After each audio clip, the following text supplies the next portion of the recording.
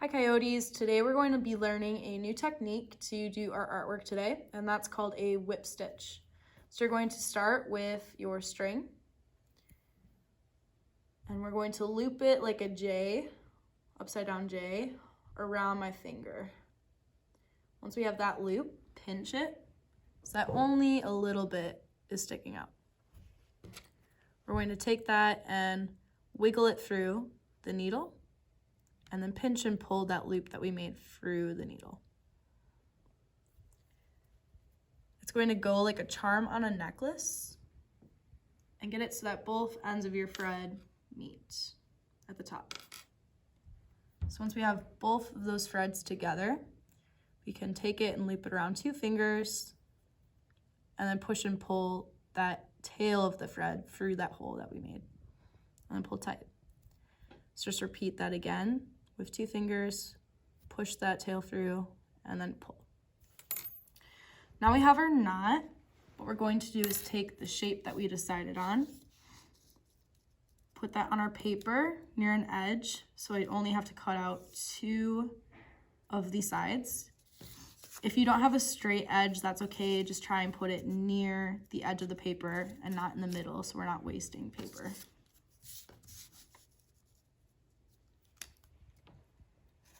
So I'm just connecting it to those other shapes I drew and then drawing one line, and then I can cut out my shape. I already made 2 more shapes and taped them together. So I'm going to tape this one to it after adding a few dots, so I know where to put my thread in and out. So I'm going to dot near this one, and then take my finger, and then dot after every finger.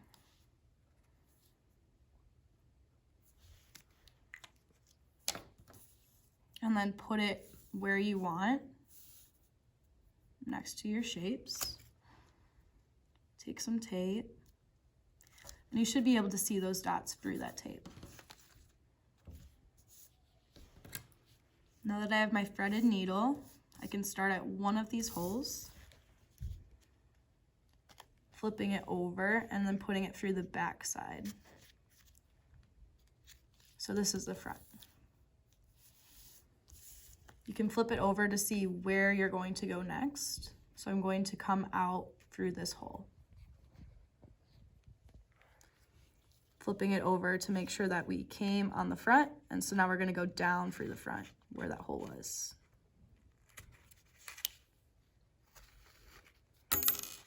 If it gets stuck, just grab it and gently pull through.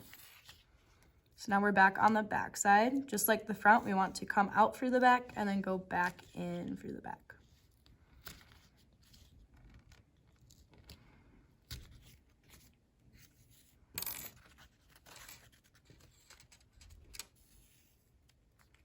Just like that. And so now we're back on the front. So seeing where our hole was right here, and then punching back through the front. Flip it over, and go into our next hole.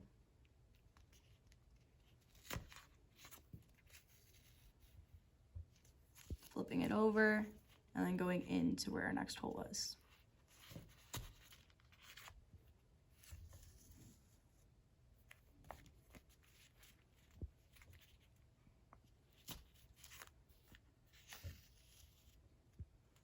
And we keep doing this, flipping it over, coming out on the front and going back into the front until all of our holes are connected. So out on the back, back in through the back.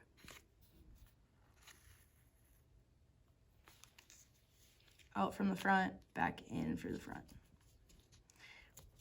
When you get to these edges, just hold on pretty tight. It might slip around, but that's what the tape is for. And so now we have that side all sewn up. So flip it over to the back. Try and put all of your knots on the back.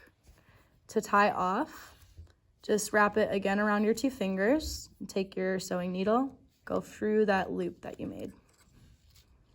Just like we made that first knot.